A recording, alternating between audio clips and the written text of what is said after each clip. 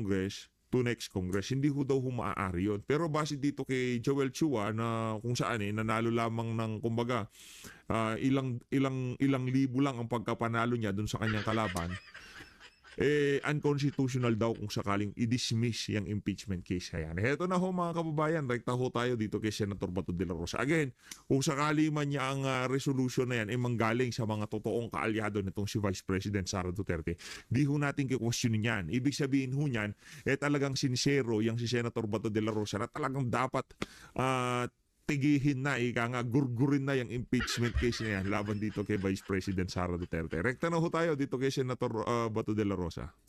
Yung interesado lang na nagtanong na humingi ng soft copy, binigyan ko. Pero yung hindi interesado, alam ko ni BP Sara na meron kayong ganung draft. hindi siguro. Hindi. Ako ko lang kung umutok na ito ngayon, di ba? Mababasa niya mga balita na yan. Ako kung nakarating sa kanya, pero sabihin mo, ako personally, mag-report sa kanya, no, that's my own initiative. Pagka yung galing kay Senator Bato de la Rosa, ano tayo dyan, sincero yung pagkakaano niyan, pero manggagaling doon sa ibang mga senador na kung saan sinasabi nila, ililigtas itong si VP Sara sa pagpapatigil ng impeachment na yan. Tapos manggagaling pa dito kay Amy Marcos. Naku, bida-bida ho yan. Kung ano yung narinig nyo sa kanya nung sinabi niya na nung nagpunta siya sa The Hague, Netherlands, na iuuwi itong si dating Pangulong Rodrigo Duterte, hindi nga siya kinita nitong si Tatay Digong. Hindi nga ho siya nagkaroon ng slot para makipag-usap dito kay dating Pangulong Rodrigo Duterte. Kung makausap nga, hindi makausap, paano pa maiuuwi? Tapos ngayon sasabihin na ililigtas itong si VP Sara. Nakita ko kasi natin yung larawan niya. Kaya nagtatanong tayo doon sa dyan sa viral na resolution na yan. Kung nanggaling yan kay Amy Marcos, panigurado, publicity stat na naman ho yan. Ika nga magbibida-bida na naman yung ali na yan. Hindi na ho natin siya pinatulan doon sa pagpunta niya sa The Hague, Netherlands. Hindi na ho, kasi tapos na eleksyon eh. Tayo naman, hayaan na natin, tapos na eleksyon. Nanalo na siya. Ika nga pasang-awa siya, pang number 12 nga siya, di ba? Hinayaan na ho natin, nagpunta siya sa Netherlands, hindi ho natin siya tinira. Sinabi niya na iuuwi itong si Tatay Digong, hindi niya nga nakita. Tapos sasabihin na ililigtas si VP Sara. Kung meron mang dapat iligtas dito, walang iba kung hindi itong si Marcos Jr. Dahil yung gustong mangyari nitong si VP Sara, sigurado ho tayo mga kababayan, ha? Mabibigat ho yung mga kargada nitong si VP Sara sa gaganaping impeachment trial na yan. Kaya ganun kalakas ang kanyang loob. Ha? Ngayon, para sabihin mo na ililigtas mo siya, hindi. Kung ililigtas si VP Sara in the first place, noon pa lang inuumpisahan niyang impeachment na yan, dapat talagang trinabaho mo na yan, Senator Jaime, ha? Kinausap mo na yung kapatid mo, yung bayaw mo, yung pinsan mo, na tigilan nila. At wag nilang bigyan ng kung ano-anong problema itong si VP. Pero hindi nangyari yun. Pwede mo rin gawin na hindi na nga dapat nakapunta sa The Hague, Netherlands itong si dating Pangulong Rodrigo Duterte. Kung talagang mahal mo itong si Tatay Digong, kasama ka namin doon sa Villamor Air Base na nangalampag sa mga pulis sa administrasyon na pakawalan itong si dating Pangulong Rodrigo Duterte o dalihin man lamang sa hospital nung mga panahon na yun. Pero nasaan ka? Nangyari na ang lahat ng yan. Hindi ko kasi special. Para sa mga taga-suporta nitong si Amy Marcos, huwag naman ho sanang masaktan. Ito, nandito, ano ho kasi siya, special ho siya, kapatid ho siya ng presidente, hindi ho siya ordinaryong senador. Kung sakaling nagpunta siya sa Villamor Air Base, sa ayaw sa gusto ng mga nakapaligid doon, papapasukin yan. Dahil kapatid ho niya presidente, hindi ho yung pwedeng yung gagawin haharang-harang. Ba't mo ako hinaharang? Presidential sister ako, senator ako at the same time. Anong gagawin mo sa akin? Hindi, wag mo akong harangin. Pagpasok doon, sampalin mo magkabila itong si Torre. Wag yung ililipad dyan, magkakagulo tayo dito, di ba? Papasukin nyo yung si Vice President sa, nasaan ho? Ano hong nangyari nung mga panahon na yun? Hindi, kumbaga na ibabalik na lang natin to dahil doon sa mga paandar ng ali na yan. Para sa mga taga-suporta niya, pasintabi ho. Ako, kung hindi nyo ho nagugustuhan ang inyong mga naririnig, pwede na ho kayong umalis-alis. Tayo ho, antayo natin dito pagdating sa mga Marcos, hindi na ho magbabago. Ha? Ano na ho yan, nga, tapos na ho tayo sa mga Marcos na yan. Kahit ano pang mangyari kay Sandro, kay hindi na ho natin susuportahan yung mga yan. kahit na i-endorse pa ho siya ng kung sino, itong si VP Sara, itong si Tatay, i-endorse, wala o. Kung gusto niyo kung siya suporta, nasa sa inyo yan. Pero yung atin dito, prinsipyo. Kumbaga, pagka sinabi natin, hindi ho talaga natin susuportahan yung Amy Marcos na yan. Ang dami ho niyang kayang gawin noong kukunin itong si dating Pangulong Rodrigo Duterte. Ang dami niyang kayang gawin noong panahon na dinudurog itong si VP Sara sa House of Representatives. Nung kasulukuyan dinudurog si VP, sinong pinakamaingay? Senator Rodante Marcoleta. Kaya sino talagang kinampanya natin? O sino pa? Yan si Atty. Vic Rodriguez. Nung dinudurog si VP, yung tipong itong mga to, hindi ho sila kapatid ng presidente. Sila ho mga ordinaryong Pilipino. Di pa sila mga kandidato. Sino nagsasalita? Atty. Jimmy Bondoc. Kaya nung panahon ng kampanya, yung mga individual na yan, sa abot ng ating makakaya, kinampanya ho natin. Yang si Amy Marcos naman, ako puro parinig lang ho yan. Nakita nyo ho, nasaksihan nyo yung pagiging pagbanat nitong si Amy Marcos nung panahon na dinudurog itong si VP dyan sa House of Representatives. Tuloy natin. Wala siya alam dito. Possible terms handling next week. Meron bang gusto mag-input eh. Kung hindi ngayon, baka next week. Ayaw niya pa. Wala pa. Hopefully, meron sana kung natapos na yung mga kwan nila, mga ini-input nila ng mga magagandang laman. Saan confident po kayo na makakagather kayo ng support sa colleagues niyo? Whether or not makakuha ako ng suporta ng majority, I am confident that I make a stand as far as this issue is concerned. Sir, Iyahan niyo sa ano niyo sa floor. Once it is Mabuhay itong si Senator Bato de la Rosa. Palakpakan mo muna natin, di ba? Yung mga ganyang klaseng galaw, ano ho yan, ika nga, signal na yan. Kumbaga, binibigyan ho itong si Marcos Jr. ng free pass netong mga kaalyado ni VP Sara. Ika nga, parang sinasabi nitong si Senator Bato, ayaw ka na naming mapahiya ng todo-todo. Ito na ang iyong free pass para sa lahat ng pambababoy na ginawa mo kay VP. Okay? Free pass mo na to. Take it or leave it. Pagka hindi mo pa kinuha yung pagkakataon na binibigay na yan nito si Senator Bato de la Rosa, yung gustong mangyari ni VP Sara, talagang matutuloy ang bloodbath na yan. At sigurado tayo, hindi magiging maganda ang imahe ng administrasyon kung sakaling matuloy ang impeachment trial na yan. Yun ang ating sinisigurado. Marami hong kargada itong si VP Sara na hindi lamang ho itong si Martin Romualdez ang masisira dito. Pati ho si Lisa Araneta Marcos, kahit wala ho siyang posisyon sa pamahalaan, ano lang naman, naman na kumbaga, yung yung pwesto niya bilang first lady, namamana lang yan. Di ho yan halal ng sambayanan. Dala-dala ho yan ng asawa niya nung naging presidente siya. Pagka wala ng asawa niya, wala na rin ho siya. Diba? Pati ho yung si Lisa, kahit wala ho siyang, hindi ho halal yung pwesto niya, dudurugin ho yan itong si Vice President Sara Duterte. Kung yung maalala, doon pa lang ho sa live niya, noong binabanatan itong si Atty. Zulaika Lopez. Diba? Doon pa lang ho sa live niya na yun, ang dami ho niyang sinalansan ho niya kung bakit napakalaki ng atraso nitong si Lisa Araneta Marcos sa sambayan ng Pilipino. Napakalaki ho ng atraso ng ali na yan. Takin mo yun, wala ka namang pesto na mimigay ka ng pera. Base ho yun doon sa live nitong si VP Sara. Tuloy natin. submitted, then automatic yan. It will be taken up in the floor. Sir, inaral po ba mabuti yung mga ginamit doon na mga constitutional provision? Kasi sabi ni Senator Coco nung mabasa niya, parang incorrect in the... Whatever, may kanya-kanya tayong opinion, no? Correct. May kanya-kanya tayong opinion. Pinag-aralan niya, research siya ng Yun ang problema Yun ang problema sa mga ibang abogado. Pagka nagsalita sila, kagaya niyan si Joel Chua, pagka merong lumabas sa bunganga nila, porque abogado sila, yung pananaw nila, yun na ang tama. Kaya nga ho, nagkakaroon ng debate sa korte. Parehong abogado yan, pero yung pananaw sa isang kaso, magkaiba. Yung pagtanggap sa mga ebidensya, magkaiba. Kaya ngayon, kung sakaling magkaroon ng deadlock yan, hayaan natin ng Korte Suprema na mag-decision dyan, ika nga. Tuloy natin mga kababayan. legista. Sensor. So,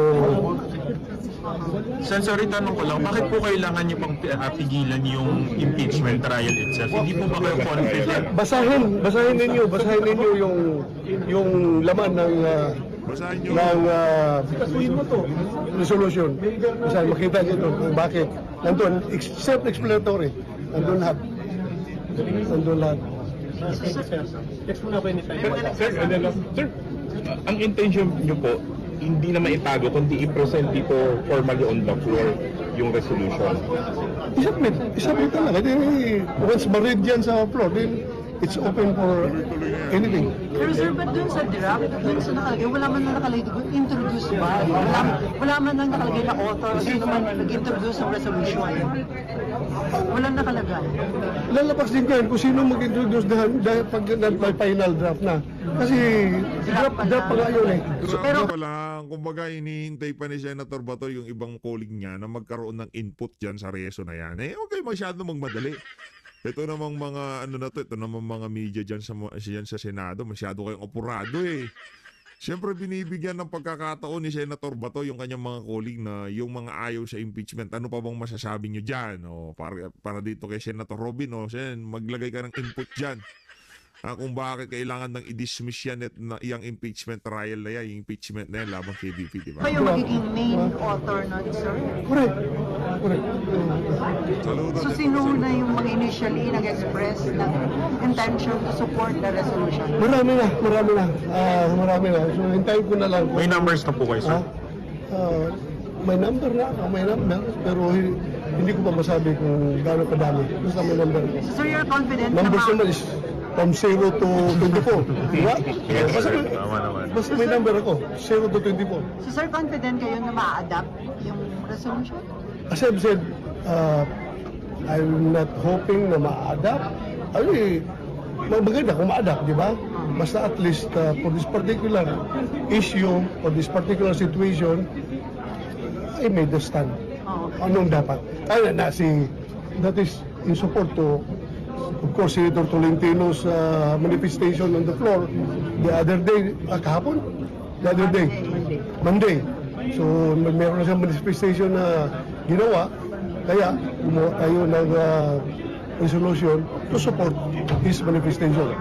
Ayun na nga mga kababayan, lipat ho tayo dito kay Joel Chua. Pakinggan ho natin ang kanyang mga punto de vista kung bakit nasabi niya na unconstitutional kung sakaling i-dismiss yung impeachment na tong si Vice President Sara Duterte. Ito talaga si Joel Chua.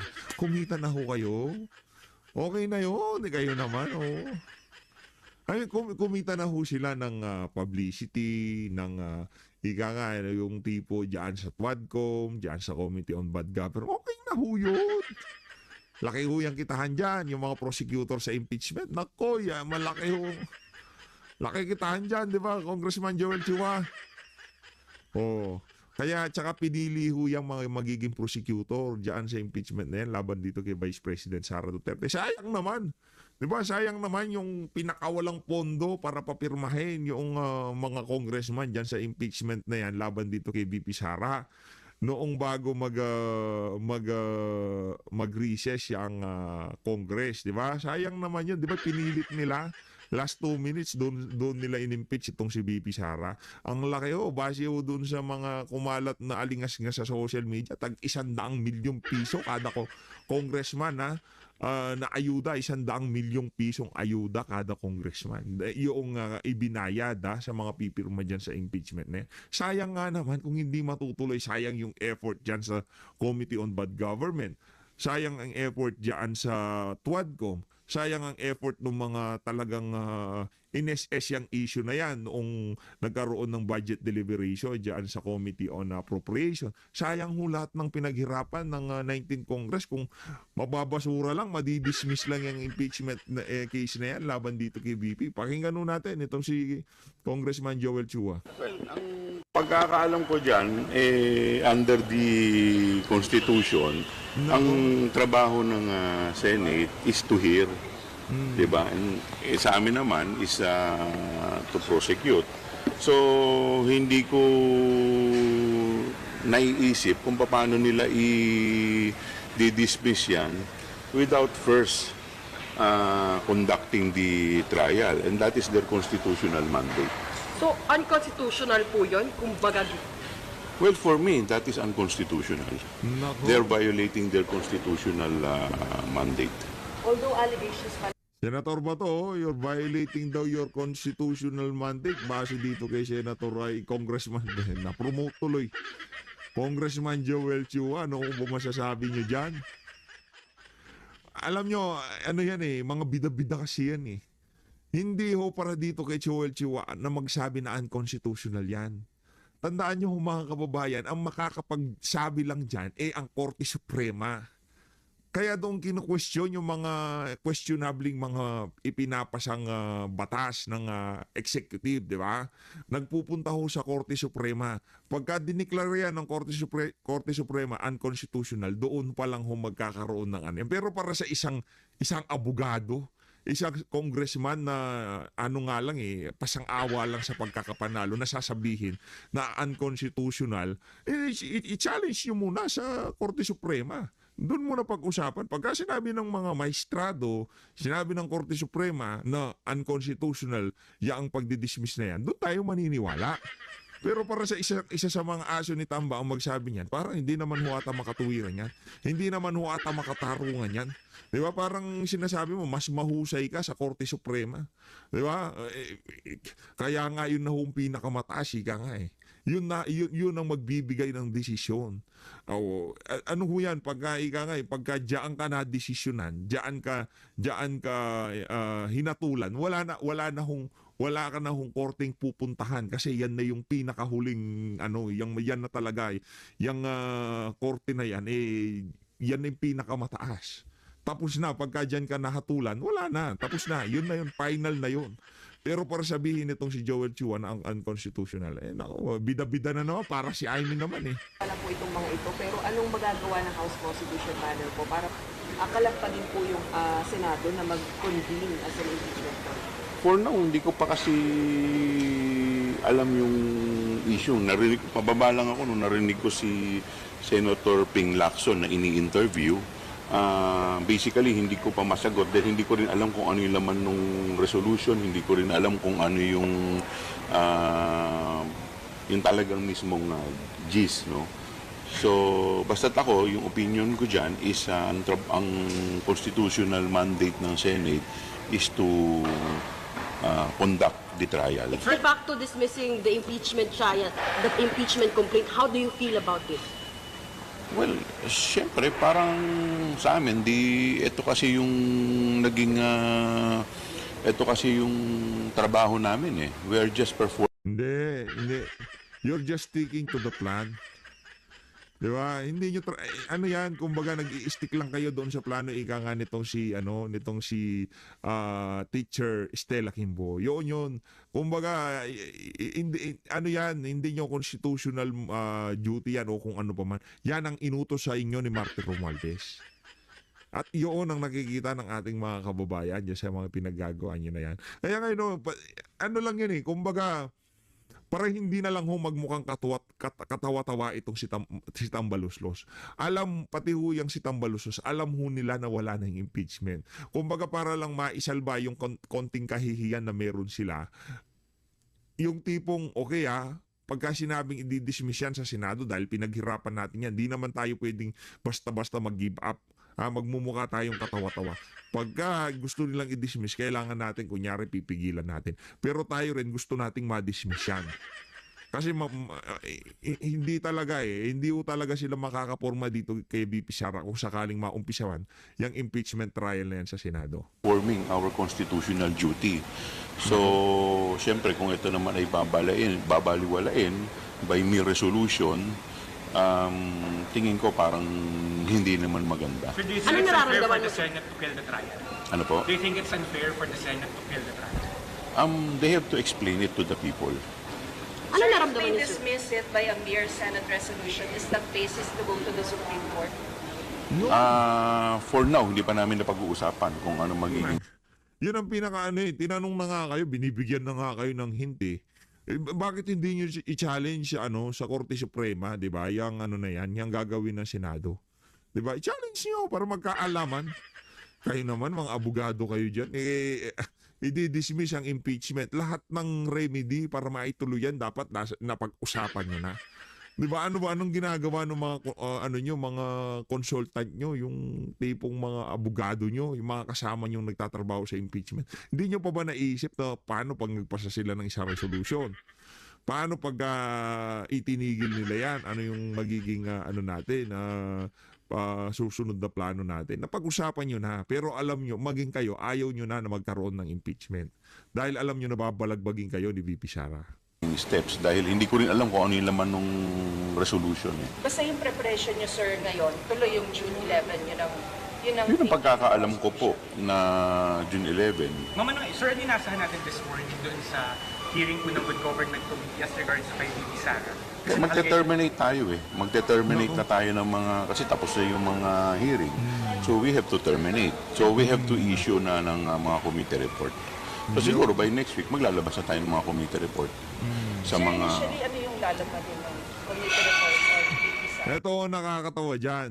Yung prosecutor, tapos yung komite na naghanap ng ebidensya, ano ba nga asahan ng mga media na to na ilalabas ng committee report niyan? Sigurado yung magiging findings, against kay VP Sara, para yun din ho ang kakargahin nila kung sakaling ituloy ang impeachment trial na yan. Yun hong mangyayari dyan. Yung magiging committee report, yun din ho ang magiging, kumbaga, isa sa mga magiging basihan ng mga nitong mga prosecutor na to, mga tatayong prosecutor sa impeachment trial sa Senado. Kaya yung sigurado tayo, ang magiging report na yan, sigurado hindi favorable yan dito kay Senate, dito kay Vice President Sara Duterte. Inaayos pa dahil kinukulit ko pa lahat. Hindi lang naman ako magdidesisyon yan. It's going to be the committee. So, syempre, lahat ng mga opinion ng mga miyembro, kukunin ko. Tapos lahat yun, pagsasama-samahin So natin. hindi pa ito yung last hearing, sir? Ito na yung last hearing for termination. Tapos sasubmit sila ng kanilang mga recommendation. Gagawa ng committee report, paiikutin natin. So sir, wala pa today yung committee report? Well, wala pa naman. May nibita pa rin po ba kayo from Wala na. So may mga recommendation ba to file charges dito sa mga Kasi nung nakaraan, di ba, nung last namin, may mga recommendation na sila eh. So, hindi mo naman maaalis na magkakaroon ng mga recommendation. If I remember it correctly, during our last committee hearing, nag-present kami ng aming report. So basically, yun na yung magiging laman nun, more or less. Message to the Senate, sir. Siguro kami naman, we just want to perform our constitutional mandate. So, siyempre sa Senate, ang bola naman kasi ngayon nasa kanila na eh. Wala na sa House eh. So kami naman nag-aantay lang. Ang alam ko, sa June 11, pupunta kami sa Senate. We-welcome nila kami doon. So, with respect dito sa resolution, I'm sorry, hindi ko pa kasi alam talaga kung ano yung laman. Pero sir, tama ba na pagbobotohan pa kung dapat mag-convene o hindi? Tama ba yun? Well, under the law, dapat na sila eh. I-convene na nila yung impeachment court eh. Because that is not their legislative function. That is their constitutional duty. Sir, hindi subject sa botohan yun? Automatic and valid? Well, kung yung resolution, saan yun? Sa Senate yun. Pero hindi ko alam kung ano yung legal basis nila I doon. mean yung pag-constitute sa impeachment court. Matik yun eh. Dahil nasa constitution yun eh. Na dapat mag-convene sila eh. Di ba? Hindi kailangan pagbotohan yun. So may nang-violate sir sa konstitusyon kung magbobotohan pa sila? Well, I do not want to comment on that, no. Siguro tingnan na lang muna natin kung ano magiging next move ng Senate. By June 11, di ba pupunta kayo doon? Isa lang daw yung magbabasa. May na-i-assign na ba na prosecutor na magbabasa ng article of impeachment? Most likely si Congresswoman Jinky. Iyo, siyempre, sino pa ba? No, alangan naman si Rog Gutierrez. Dapat yung magbabasa dyan, yung tipong ika nga yung delivery talagang... diba? Narinig nyo naman ho, Malalila de Lima yan, 2.0 pagka nag-deliver ng speech yang si Jinky Luistro. Kaya kung meron mang magdi-deliver magbabasa ng mga articles of impeachment laban dito kay BP Sara. Walang iba kundi yan si Jinky Luis. Bakit po siya ang napila, sir? Siya yung siya yung na-assign dun eh. Ng House leadership o ng prosecutor member, prosecution panel member? Kami na rin. Kami na rin. Botohan yun, sir? Yung pagpili. Sinabi naman na kung Jinky ka, baka pwede ikaw na magbasa nito. Thank you, sir. Thank you. Any message kay Senator Cheese Escudero? Nako. Walang message. Nako, tinatawanan ka, Senator Cheese. Tinatawanan ka nito si Joel Chua. Nako. Senate kay SP Escudero? Message to SP Escudero? Message natin is siguro tayo naman mataas naman ang pagtingin natin sa ating mga senador, lalong-lalo na sa ating Senate President. Siguro mas maganda na gawin lang nila kung ano what is mandated by the Constitution. Yun lang naman. Thank you, sir. Sir, what do we expect sa hearing ngayon? Sorry po, late po kami. Iyaano po natin, ite-terminate lang natin yung mga pending ng mga, kasi may mga pending tayong, like for example, yung kay VP Sara, siyempre mag-ano na nangako naman tayo na maglalabas tayo ng committee report. So, ite-terminate muna natin. So, by next week, maglalabas na tayo ng committee report. Sir, gaano kung makakatulong pa ba to sa, kung sakali man sa mga ebidensya niya sa impeachment? Yung ilalabas ng committee report? Well, siguro, basically, pagdating dun sa dalawang article, ito na rin halos yun eh. Diba? So, ginagawa na lang natin dito yung ating duty bilang chairman at bilang dito nga sa good government. But sir, the moment that you heard about this resolution dismissing the impeachment committee, Ngayon ko lang ngayon ko lang, nababa na ako dito eh. Bundot na eh. anong naramdaman mo, sir? Anong naramdaman mo? What was running through your mind? Well, una-una, ano ba laman ng resolution? Diba? So, paano, ba't sila kung it's about dismissing, ano naman yung, that is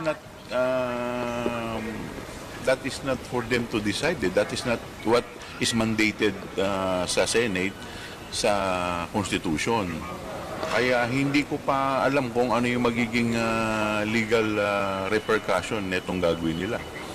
So, I have yet to talk with the other prosecutions, mga members, tsaka sa mga lawyers namin. So, at least makapag-consult kung ano ba talaga yung magiging legal effect nito. But insofar as may legal point of view, hindi yan naaayon sa ating saligang batas. Sir, kasi sabi nila hindi daw pwede tumawag sa 20th Congress. Alam mo, ang may view kasi nung, we have to understand na itong impeachment proceedings, most of it are taken from the American jurisprudence. So if I remember it correctly, during the time of President Bill Clinton, yan ang problema sa atin eh. Jurisprudence pa kayo ng Amerika. Kung susundin natin yung mga jurisprudence ng Amerika, pwede ho ba, Congressman Joel Chua, sundin ho natin yung liquidation by audit ng patakaran ng Amerika para sa kanilang mga congressman up to the last centavos. Doon ho muna tayo. Bago natin pag-usapan yung jurisprudence na ng Amerika sa impeachment, sundin ho muna, gayahin ho muna natin yung kalakaran ng Amerika pagdating kung paano i-audit yung mga winawaldas na pera ng kanilang mga mambabatas. Nakapublish sa website ng kanilang Congress. Bawat congressman, bawat senator, makikita ho doon, ultimo pinambili ng tissue o kung ano mang binili ng mga congressman at senador nila, nakapublish ho sa website. Tayo ho mga kababayan, liquidation by certification. Pagka sinertipikahan nitong si Joel Chua na itong portion ng pera na to, pinambili ng ganito, ngayon pala pinang-travel niya, wala na ho kayong magagawa dyan. Alimbawa lang yun. Alimbawa lang, kunyari, itong 2 milyon na to, sinabi niya, isi-certify niya, ito, pinambili ko, ng lamesa o pinambili ko ng computer o pinambayad ko sa ganitong serbisyo. Wala na akong maraming tanong-tanong ang COA. Yung kanyang sinertipikahan, yun na ho yun. Wala nang maraming cheche-bureche. Hindi ko kagaya ng ibang mga ahensya ng pamahalaan, talagang i-scrutinize sila ng COA. Sila hindi, pagka yan sinertipikahan na yung pera na yan napunta dito sa bagay na to, wala na hong pwedeng magtanong dyan. Hindi ko kagaya nung sa Amerika. Up to the last centavo, may resibo. Hindi ko pwedeng magse-certify ka na dito ko. Ipakita mo anong binili mo, nasa yung resibo ng binili mo, yun ho yun.